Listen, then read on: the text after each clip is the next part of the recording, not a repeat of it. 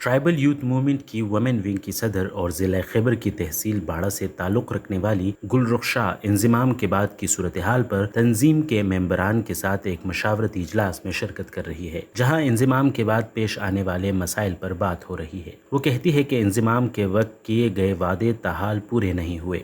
तो जो हम तवक्कुआत कर रहे थे तो अभी तक वो पूरी नहीं हुई, क्योंकि अगर हम जुडिशल वगैरह लॉ एंड ऑर्डर सिचुएशन देख तो वहाँ पर इंफ्रास्ट्रक्चर ही नहीं है, जैसे कि थाना कचहरी वाले मतलब बात वगैरह वो हुई है।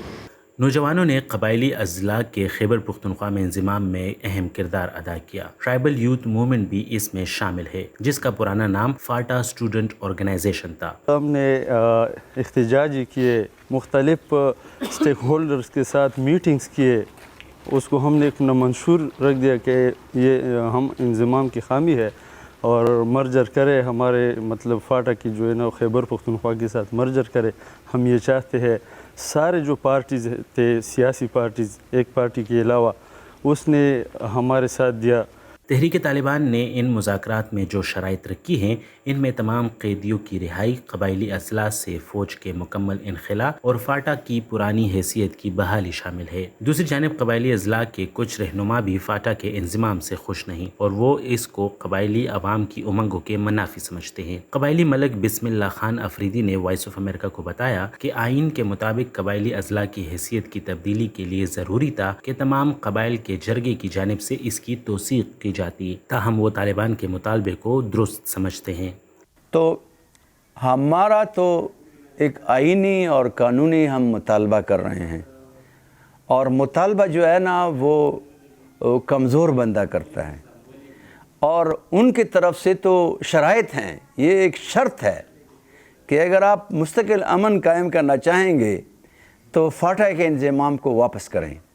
हमारा भी मौक़िफ़ ये है कि फाटा इंज़िमाम को वापस किया जाए और फाटा के अवाम से पूछा जाए कि वो क्या चाहते हैं। सूबाई पार्लिमानी लीडर और MPA बिलावल अफरीदी ने वॉइस ऑफ अमेरिका से बात करते हुए कहा कि कबायली अजला में अमन बहाल हो रहा है, वहाँ तालीम और निज़ाम इंसाफ की फराहमी मुमकिन हो रही है, ताहम तालिबान इन इलाकों की तरक्की को सबोताज करने की कोशिश में है।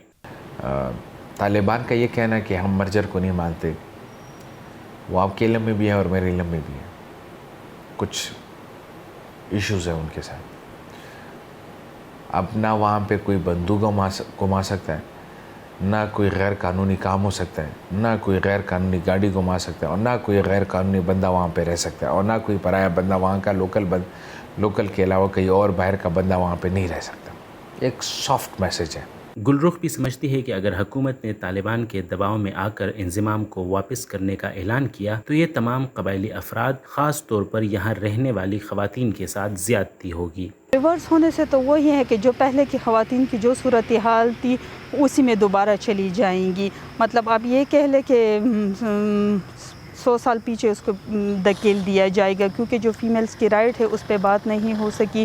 जो ये लोकल बॉडीज़ इलेक्शंस में वो आई हैं, इनसे महरूम हो जाएंगी, वही एजुकेशन से महरूम हो जाएंगी। तो वही बात है कि फिर जिस तरह वो पहले महरूमियों का शिकार थी, तो मर्जर रिवर्स होने के बाद वो उसी महरूमियों का दोबारा शिकार हो जाएंगी।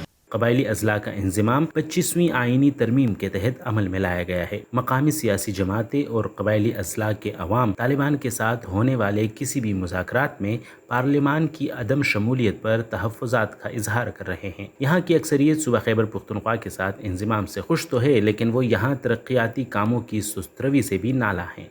Umar Farooq, voice of America, Peshawar.